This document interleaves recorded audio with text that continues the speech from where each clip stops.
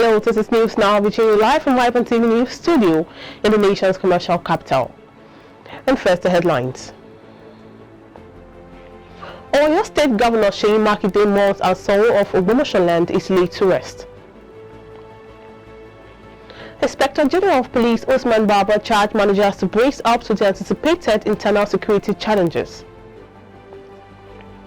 Pan-Niger Delta Forum (PANDEF) expresses concern over President Buhari delay in assenting to the 2021 Electoral Act Amendment Bill. Kaduna State Governor received panel report from the Judicial Panel of Inquiry into acts of police brutality and other related abuses.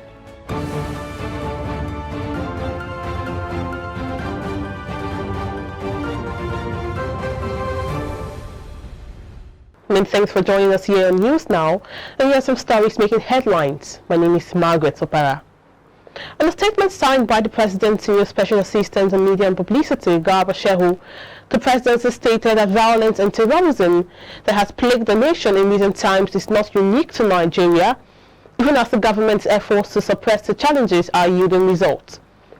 Shehu cited the horrifying security in neighboring countries of Mali, Burkina Faso and Niger as vivid examples of security challenges plaguing the region, while expressing optimism in the Buhari regime efforts to quell various challenges of insecurity. The Chief of Army Staff, Lieutenant General Farouk Yahaya, had advised troops of the Nigerian Army to remain resolute and committed to discharging their operational responsibilities. Yahaya made this call during the operational visit to Nagama State Barracks, Kontagora in Niger State, where he expressed optimism with the resilience and doggedness displayed by the troops. During his visit, the COAS hailed the Nigerian Army Corps of Artillery and the Nigerian Army Training Center in their efforts to combat banditry and other security challenges in Kontagora and Niger State in general. The COAS also inspected newly acquired combat platforms, as he also visited a brand new Toyota Hilux truck to the Regimental Sergeant Major of Headquarters, Nigerian Army Corps of Artillery, in demonstration of his pledge to boost the morale of the troops. Also, the Inspector General of Police Usman Baba on Monday charged strategic police managers in the Nigerian police force to brace up to the anticipated internal security challenges that the year 2022 will present. The IGP said 2022 would be very challenging because it precedes the 2023 general elections and the force will be confronted with the management of threats associated with an active political space. Baba stated this during a meeting on Monday with the police managers held at the police force headquarters in Abuja. The police must also be counted in respect that 2021 has been challenging, as the force had to grapple with secessionist elements, kidnapping, banditry and other organized crimes. The IGP therefore urged the police managers to brace up to the anticipated internal security challenges that the year 2022 will present. And in more stories, the Minister of State for Health, Dr. Olorunmimbe Mamora, has given further insight into the federal government plan to place on a red list countries that have placed Nigeria on a red list in the wake of the Omicron variant of the COVID-19. Dr. Mamora said, contrary to claims that the said plan was on a tit-for-tat basis, the move is in the best interest of the country. The minister also spoke about the exit of many medical practitioners from the country in search of greener pastures abroad. According to him, health workers consider remuneration, conducive environment, available equipment, among other factors before leaving the shores of Nigeria. Mamora, however, stated that the federal government was working closely with relevant bodies to address the issues that forced medical doctors and nurses to leave the country. The Judicial Commission of the Inquiry into Acts of Police Brutality in Kaduna State, led by Justice David Woyom, has submitted its report to the state government on Monday. The report was received by the Deputy Governor, Dr. Hadiza Balarabe, at Sakashim Ibrahim House, Kaduna. In her address, Balarabe thanked the Justice David Woyom-led Judicial Panel of Inquiry for their service to the state and assured the good people of the state and the panelists that the state government will study the report and its recommendations and issue a white paper in response. This is as she called for a decentralized police system with state policemen that will be properly trained, equipped and resourced for the job and operating with highest regard for the law and rights and dignity of citizens. Now, the Niger Delta Forum (PANDEF) has expressed concern over the delay by President Muhammadu Buhari in assenting to the 2021 electoral bill transmitted to him by the National Assembly last month. This is just as civil society organizations, CSOs, have written formally to the president urging him to assent to the electoral bill as his birthday gift on December 17, when he will be a year older. According to the CSOs, the new Electoral Act will help to put in place necessary legal framework to build back better democratic institutions and sustainable democratic values. The deadline for the president to sign the bill into law or reach an override by the National Assembly expires this week. Now, away from that, the European Union has developed a human rights and democracy country strategy for Nigeria for the coming years. Speaking with premiere of the stage play titled First King to commemorate the 2021 Human Rights Day, the head of Operation EU Delegation in Nigeria and ECOWAS, Ms. Cicely Tessin Pelza, emphasized the need to raise awareness and demand actions against all forms of violence against women and girls, noting that human rights are universal and indivisible. She noted that the tools which the EU will use in the coming years to implement the human rights and democracy country strategy for Nigeria are human rights dialogues, statements, campaigns, public events, and human rights-based approaches to develop cooperation and human rights and democracy. She, however, lamented that the COVID-19 pandemic has exacerbated some challenges relating to human rights, democracy, and the rule of law, noting that many parts of the world had witnessed worrying trends of censorship and restrictions to freedom of expression, discrimination, deepening inequalities, and increase in violence against women and girls, as well as arbitrary detentions. Oyo State Governor Seyi Makinde on Sunday described the demise of the Sultan of Ogbomoso Oba Jimoh Oyewumi, as a huge loss to the Ogbomoso Kingdom, Oyo State, and humanity in general. In a statement by his Chief Press Secretary Taiwo Adisa, Makinde expressed his condolences to the monarch's immediate family and people of Ogbomoso and the Oyo State Council of Obas. He described the foremost traditional ruler as a quintessential monarch, a man of peace and passionate supporter of development who made lasting impact on his domain while also leaving indelible marks on Oyo State and humanity. Oba Jimoh Oyewumi the third reigned for 48 years and was buried according to Islamic rites at about 4:30 p.m. inside a vault in the palace on Sunday. Amidst pop and pageantry inspirational written and soulful singer, engineer Fumilayo Waheed Adekojo, popularly known as Fumi Ayinke, released her debut album entitled The Journey. The star-studded event held at Marcelina Place, Ikeja, Lagos, had former Ogun State Governor Benga Daniel, House of Rep member Shina Pella, renowned publisher and journalist Dele Momodu, singer J1, among other celebrities graced the event. It's actually a celebration of hard work, with what she has released today. And gospel music is the music for the soul. It's the music that you need, to put your mind in the right place and to act on, the kind of way that you should be godly. So she's doing so well. For me, I care very well. She's a very hard-working person, and once she set her mind, at something, she always sees to the end of it. All appreciation goes to God Almighty for making it a successful event. Because it's an event that was planned and God make it possible. Still to come, Ivory Coast launches 10-day vaccination campaign. Details and more updates after this commercial break.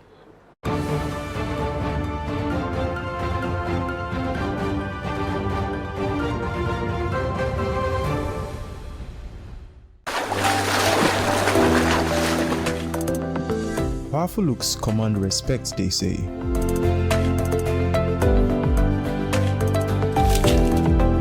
The perfect body, the perfect grooming, and ultimately the perfect skin. Looks, style, and grooming makes the ultimate man.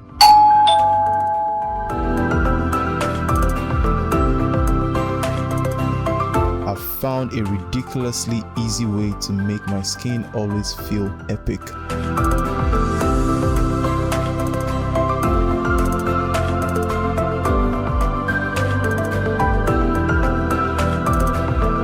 My name is Neo. I found Blemiviv and now my skin finally makes sense.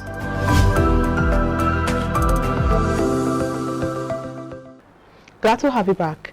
And now on the African scene, Ivory Coast has launched a 10-day vaccination campaign against COVID-19 and amid the emergence of the Omicron variant.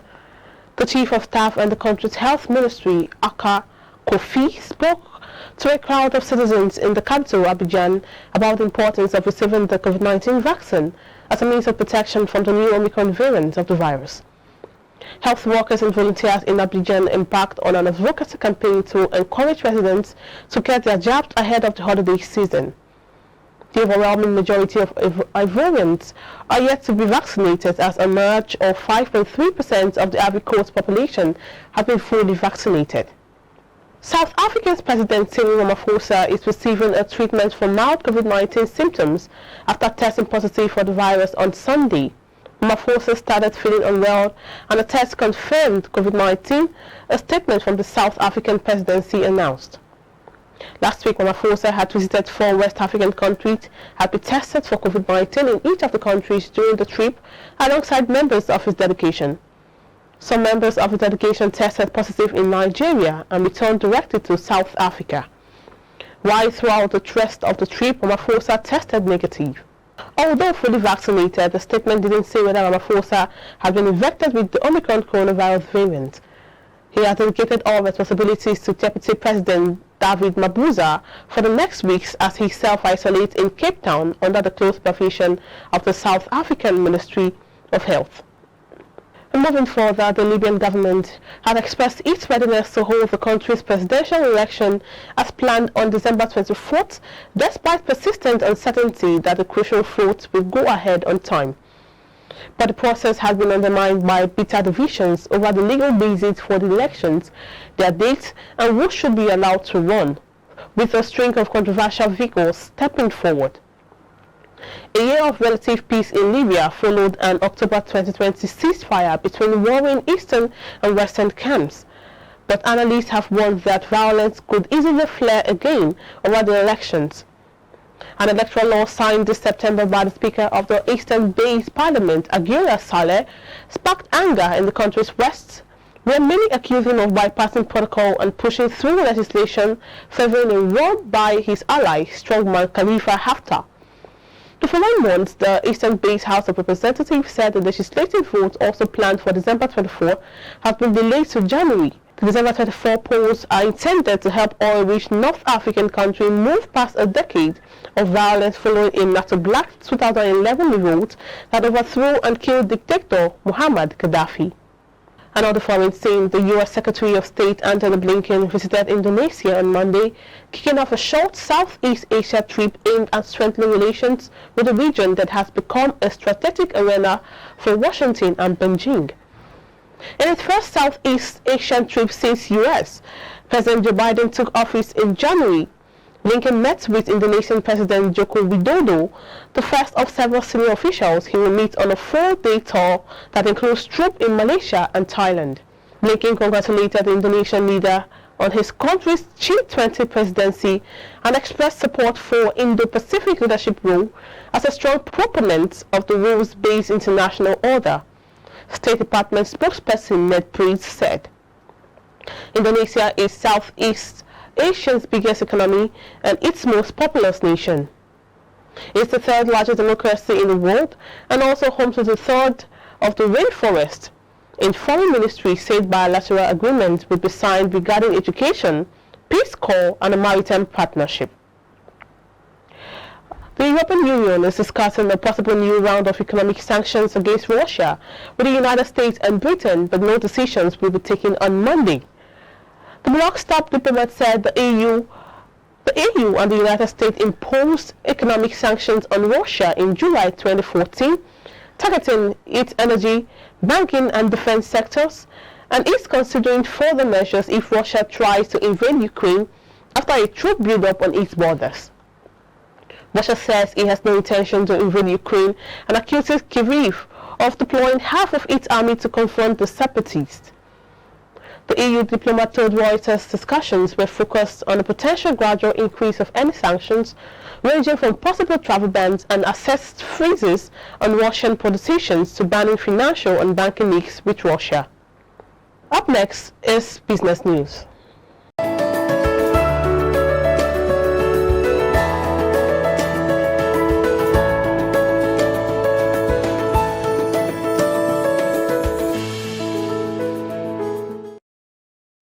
Hello and welcome to Business News. My name is Omobolanle Adeshui and these are the stories we're tracking at the moment. The presidency said on Sunday that there is no provision in the Finance Bill 2022 that states that banks will be required to request for tax identification number before opening bank accounts for individuals, and existing account holders must provide their TIN to continue operating their accounts. According to a top presidency source, there are no provisions in the Finance Bill 2022 now before the National Assembly forcing Nigerians to have a tax ID number in order to operate a bank account. The presidency highlighted the main changes proposed under the bill, which it said would be further defended this week at both the Senate and the House of Representatives. It said capital gains tax at the rate of 5% to be applicable on disposal of shares in a Nigerian company worth 500 million naira or more in any 12 consecutive months, except where the proceed is reinvested in the shares of any Nigerian company within the same year of assessment. Partial reinvestment will attract tax proportionately. Transfer of shares under the regulated security lending transaction is exempted. A group of economists at Vitiva Research have stated that they expected the Nigerian economy to expand by 2.37% in 2022. The Lagos-based research firm, in its 2022 macroeconomic outlook for the domestic economy, predicted non-oil sector facing foreign exchange volatility and higher energy prices. The economists in their report said, quote, "The non-oil sector may have to grapple with foreign exchange volatility and higher energy prices, while in the oil sector, higher production quota provides a tailwind for recovery." On the fiscal sector, Vitiva predicted further expansion in fiscal deficit despite plans to remove subsidy. The Nigerian Institution of Surveyors has called on the federal and state governments to enforce the formation monitoring of superstructures and skyscrapers in order to halt further building collapse. The president, NIS Kayode Oluwamotemi, made the call at the press briefing in Abuja, which focused on the need to enforce the formation monitoring of superstructures and building by surveyors. While commiserating with the families of those who lost their lives at the recent 21-story building collapse in Ikoyi, Oluwamotemi observed that Nigerian cities were fast becoming adorned with skyscrapers and superstructures, adding that most, if not all, of these structures were not monitored for the formation and subsidence. Meanwhile, the managing director, El Alan Construction Company Nigeria, Andrea Gede, has said building experts must build capacity to cut down the rising cost of construction. Gede, who spoke at the Lagos Real Estate Marketplace Conference and Exhibition on Tuesday, also conversed the need to develop technical skills to reduce the luxury housing deficit in the nation. He noted that the main challenges faced in luxury housing are the communal ownership laws, title document, adding that it is a big problem for international investors and Nigeria in the diaspora. Shareholders under the aegis of Independent Shareholders Association of Nigeria, ISAN, have called on the Central Bank of Nigeria, CBN, to reduce its cash reserve requirement, CRR, to 15% or pay 3% interest on restricted bank deposit with the Apex Bank. Speaking on behalf of shareholders, the National Coordinator Emeritus, Independent Shareholders Association of Nigeria, Sani Nwosu, at a press briefing in Lagos, noted that recent increase of CRR by 5% to 27.5% as against 22.5% have not yielded the desired economic result after the first phase of COVID-19. He noted that the association is worried about the state of commercial banks and safety of local portfolio investors' investment following the repeated fleecing of the banking industry by CBN. who also said the continuous debit of banks under CRR by CBN is putting the banking sector under serious threat and a compelling impotency towards sustainable intervention in the real sector. President of the Nigeria British Chamber of Commerce, NBCC, Mrs. Bisi Adeyemi, has stated that the chamber would utilize its resources to groom and empower younger Nigerians to emerge as the next generation of business and enterprise leaders. Adeyemi made this commitment recently during her inauguration ceremony as the 17th president of NBCC, where she said that the chamber would deploy the NBCC Next Generation Leaders Program and the Programming Academy and Incubator for young women to achieve the objective of grooming the younger generation for leadership role in business. She added that one of the tools the chamber would use to empower youth and female entrepreneurs would be ICT, which she noted has emerged as one of the fastest growing sectors of the Nigerian economy. And on the foreign scene, CyberSafe Foundation, in partnership with the UK government, is set to train 2,400 girls across Nigeria in digital skills through the DigiGirls Digital Empowerment Program. Speaking at the opening ceremony of the training program in Lagos, recently, the founder Cyberspace Foundation, Confidence Stavely, said the DigiGirls Digital Empowerment Program, which is a training and mentorship program for girls across Nigeria, was designed to offer basic and intermediate digital skills for girls in Nigeria. According to her, at the end of the 3-month training program, the beneficiaries would be equipped with digital skills like digital marketing, e-commerce, data analytics, and graphic design, among other skills that would enable them have access to gainful employment within and outside Nigeria. And that's it from the business desk. Many thanks for watching. I am Omobolanle Adeshui. It's bye for now.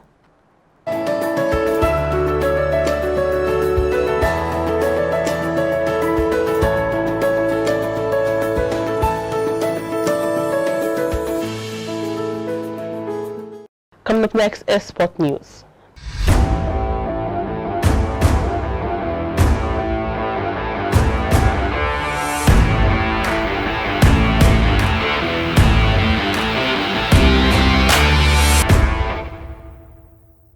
On sports update at this hour, the U.S. Open champion Imma Raducanu has announced a withdrawal from the Mubadala World Tennis Championships in Abu Dhabi after testing positive for COVID-19. The 19-year-old, who became the first qualifier to win a Grand Slam title, was due to play Olympic gold medalist Belinda Bencic in the exhibition event in Abu Dhabi. She is scheduled to play in a WTA Melbourne warm-up tournament before next month's Australian Open. Raducanu has had mixed success since her US Open triumph, with 2 wins from 5 matches, and recently teamed up with Torben Beltz as a new coach.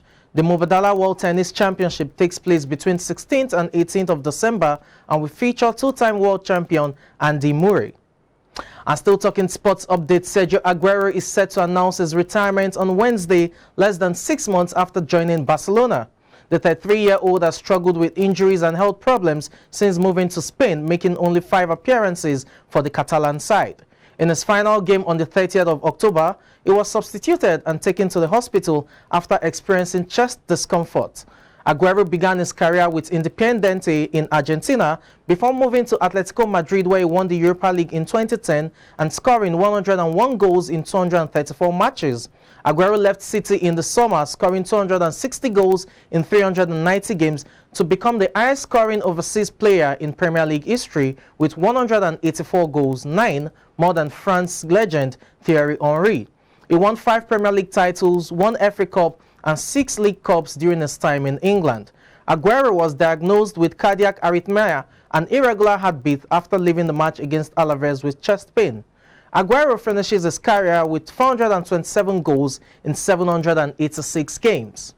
And still talking sports update, defending champions Chelsea will play French side Lille in the Champions League last round of 16 after the draws for the knockout stages took place for a second time. A technical problem caused an error in the initial draw, which UEFA said had been declared void. Premier League champions Manchester City faced Portugal's Sporting Lisbon, while 6-time winners Liverpool played 3-time winners Inter Milan. Manchester United faced Spanish champions Atletico Madrid. In the standout tie of the round, 13-time champions Real Madrid come up against French powerhouse Paris Saint-Germain, while other round of 16 matches include Red Bull Salzburg against Bayern Munich, Sporting Lisbon against Manchester City, Benfica against Ajax, Villarreal against Juventus. The first legs will be spread out across 15th, 16th, 22nd and 23rd February, while the second legs will be played on the 8th, 9th, 15th and 16th of March. A major change from this season sees the away goals rules removed, meaning that ties level after 180 minutes will go into extra time. If teams still cannot be separated after the additional 30 minutes, then it goes to a penalty shootout. This season's final takes place in St. Petersburg in Russia on the 28th of May. And that's it on Sports Update. I'm Samson Oleide.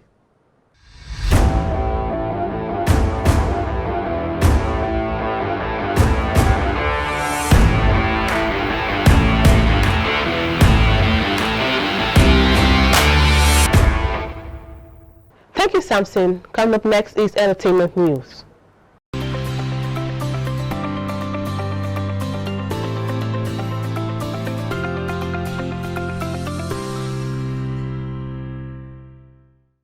Hello and welcome to Entertainment News. I am Michelle Abanum. Megan Thee Stallion was honored by hosting Congresswoman Sheila Jackson Lee with the 18th Congressional District of Texas Hero Award, just a day after walking the stage and earning her Bachelor of Science from Texas Southern University on Saturday. During the Sunday ceremony, Lee shared that the award is rarely presented and to only those who exhibit humanity and have helped without asking. Next, Hana Sandhu of India was crowned Miss Universe 2021 on Sunday, marking the end of a controversial pageant hosted this year in southern Israel. The pageant was held in the resort of Eilat with 80 women from around the world competing for the crown. Sunday night was the last day of the competition, with eliminations narrowing down the number of finalists until the last two remained: Nadia Ferreira of Paraguay and Laila Muswain of South Africa were the first and second runner-ups respectively. The competition was hosted by comedian Steve Harvey. Moving on, the National Film and Video Censors Board has commenced engagement with practitioners and stakeholders in the movie and entertainment industry to enforce the law banning smoking in movies. The executive director of the board, Adedayo Thomas, stated this while presenting a communique at the end of an entertainment industry stakeholders roundtable in Lagos. The NFVCB boss noted that the board and the Federal Ministry of Information and Culture were worried about the growing evidence linking the entertainment industry with increasing tobacco use and its impact on public health. And that's it on Entertainment News. I am Michelle Avenue.